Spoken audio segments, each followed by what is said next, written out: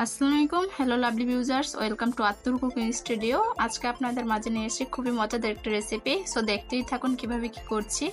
আর এই রেসিপিটা হচ্ছে মুরগির হাত পাও দিয়ে অ্যাঙ্কার ডালের রেসিপি। সো দেখতেই থাকুন কেমন কি হয়েছে। আমি এই জায়গায় দিয়ে দিচ্ছি 1/3 কাপ সরিষার তেল।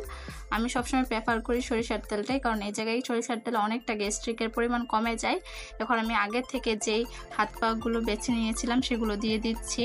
হাত পা, তারপরে এই জায়গায় মুরগির যেই পুস্তিটা আছে সেটা এক এক দেশে এক এক বলে থাকে। আমাদের দেশে পুস্তি বলে, আবার কেউ চামড়াও বলে থাকে। আর এই জায়গায় দিয়ে দিচ্ছি পাখনাটা, বা এক একজনের এক এক দাপনা যার যেটা বলে। এই জায়গায় আমি পর্যাপ্ত পরিমাণ নুন, আর দিয়ে দিচ্ছি হলুদ, আর দিয়ে দিচ্ছি মরিচের গুঁড়া, আর একটু দিয়ে দিয়েছিলাম ধনিয়া গুঁড়া। এটা দিয়ে খুব ভালোভাবে সিম্পলিভাবে বেজে নেব। আর এই জায়গায় কিন্তু তেল আমি 1/3 কাপ দিয়েছি। আর রেসিপিটা ভালো লাগতে আর দেখতে শুরু থেকে শেষ পর্যন্ত দেখবেন, কারণ একটু দেখে গেলে ট্রাই করবেন একই রকম কিন্তু হবে না, তারপরে দোষারোপ করবেন আমাকে। সো শুরু থেকে শেষ পর্যন্ত দেখে যাওয়ার ট্রাই করবেন, আর এইভাবে বাসায় ট্রাই করে দেখবেন, ইনশাল্লাহ আপনাদেরটাও খুব ভালোভাবে হবে। এ জায়গায় আমি মিডিয়াম হিটারটা দিয়ে খুব ভালোভাবে, চুলার আঁচ মিডিয়াম হিট দিয়ে এটা আমি খুব ভালোভাবে ভেজে নিচ্ছি, কারণ এটা যত বেশি ভাজা হবে এটার খাওয়ার টেস্টটা তত বেশি বেড়ে যাবে। আর রেসিপিগুলো যদি আপনাদের ভালো লাগে তাহলে অবশ্যই লাইক কমেন্ট শেয়ার করে যাবেন। আর যারা ইউটিউব থেকে দেখছেন তারা সাবস্ক্রাইব করবেন, আর যারা পেজ থেকে দেখছেন অবশ্যই পেজটা ফলো করে যাবেন। আর যদি রেসিপিগুলো ভালো লাগে প্লিজ একটা করে শেয়ার করে যাবেন, কারণ আপনাদের এই শেয়ারে আমার নতুন নতুন ভিডিও দিতে ইন্সপায়ার বাড়িয়ে ফেলে। এখন দেখতেই পাচ্ছেন কীরকম আমি ভাজা হয়ে গেছে। এর জন্য আমি ওই জায়গায় বেশি তেল ইউজ করিনি, কম তেলেই ভাজা হয়ে গেছে। এখন আমি আবার ওই হাঁড়িতে আবার তেল দিয়ে দিচ্ছি, সরিষার তেল 1/3 কাপ। এই জায়গায় এলাচি দারচিনি দিয়ে দিচ্ছি, আর দারচিনিটা একটু ফেটে নেবেন যাতে করে এটার ফ্লেভারটা চলে আসে। ফেটে না দিলে এটার ফ্লেভারটা খুব ভালোভাবে স্মেলটা বের হয় না, যার জন্য আমি ফেটেটা দেওয়াই প্রেফার করি। আর এই জায়গায় আমি পেঁয়াজ পেস্ট দিয়ে দিচ্ছি। পেঁয়াজ পেস্টটা আমি প্রায় 1 কাপের মতো দিয়েছি, আপনারা আপনাদের পরিমাণ বুঝে দিয়ে নেবেন। আর সব কিছুই রান্নার সময় যদি এই পেঁয়াজ পেস্টটা দিয়ে করেন তাহলে খাবারের টেস্টটা আরেকটু বেশি বেড়ে যায়। আর এই রেসিপিটা কিন্তু যে কোনো ধরনের বিয়ে বাড়ি বা যে কোনো ধরনের চল্লিশা বা জ্যাফতের সময় এটা করে থাকে। সো এখন এটা আপনারা ঘরেই তৈরি করে নিতে পারবেন। আমি এটা খুব ভালোভাবে এটা মিশিয়ে নিচ্ছি। এখন আমি আদা পেস্ট আর রসুন পেস্ট, জিরা পেস্ট পর্যাপ্ত পরিমাণ দিয়ে দিচ্ছি। হাতের সাহায্যে দিয়েছি 1 চা চামচের মতো, আপনারা সেটা মেজারমেন্ট করে বুঝে দিয়ে দিবেন। এখন খুব ভালোভাবে মিশিয়ে নিচ্ছি।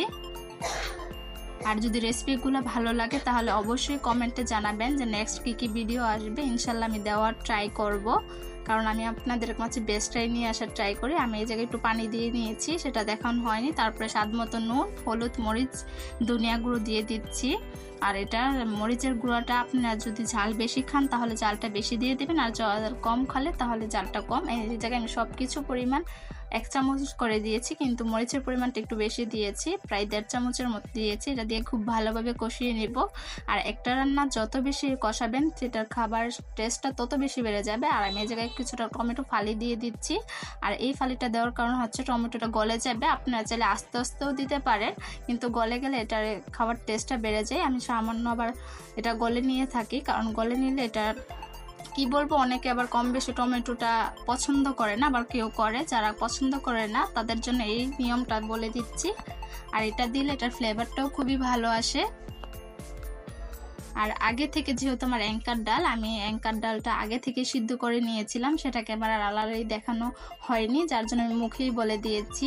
আর এখন আমি খুব ভালোভাবে যেই ভাজা থাকা যেই ইগুলো ছিল, চামড়া, হাত পাও সব কিছু দিয়ে এটা খুব ভালোভাবে কষিয়ে নিচ্ছি। আর অ্যাঙ্কার ডালটা একটু কি বলবো, একটু কিছুটা আপনারা আস্তে আস্তে রাখার ট্রাই করবেন, যাতে করে এটা ডালটা দেওয়ার সাথে সাথে আপনারা এটা দেওয়ার সাথে সাথে দেখতে পারেন যেন আস্তে আস্তে থাকে। এখন আমি এই যে আগে থেকে যে সিদ্ধ ডালটা সেটা দিয়ে দিচ্ছি। অ্যাঙ্কার ডাল আমি এই জায়গায় 1 কাপের মতো ইউজ করেছি। আমি তো শুরুতেই বলে নিয়েছি, সেটা আমার দেখানো হয়নি এটা সিদ্ধটা, কারণ এটা আপনারা সিদ্ধটা করতেই পারেন। আর যখন এটা সিদ্ধ করবেন একটু লবণ দিয়ে নেবেন, তাহলে পারফেক্টভাবে সিদ্ধ হয়ে যাবে খুব তাড়াতাড়ি। এখন আমি ওই ডালটা দিয়ে পর্যাপ্ত পরিমাণ পানি দিয়ে নাড়াচাড়া দিয়ে নিচ্ছি। এখন আমি ঢেকে দিব 10 থেকে 12 মিনিটের জন্য। আর এই জায়গায় চুলার হিটটা বাড়িয়ে দিলেও সমস্যা হবে না। আর এখন দেখতেই পাচ্ছেন আস্তে আস্তে কীরকম হচ্ছে, প্রায় হয়ে আসা ভাব হয়ে যাবে।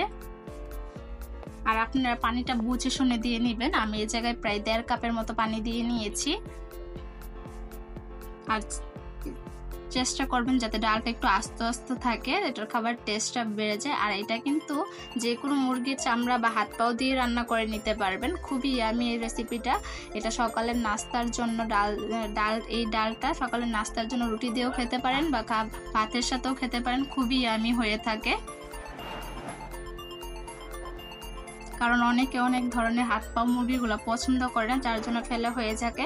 এখন আমাদের এটা তৈরি হয়ে গেছে, দেখতেই পাচ্ছেন কত নাইস হয়েছে। আমি বললেই তো হবে না, আপনাদেরও ট্রাই করতে হবে। তাহলে আজকে আমি এতটুকুই বিদায় নিয়েছি। সবাই আমার ফ্যামিলির জন্য দোয়া করবেন। আল্লাহ হাফেজ।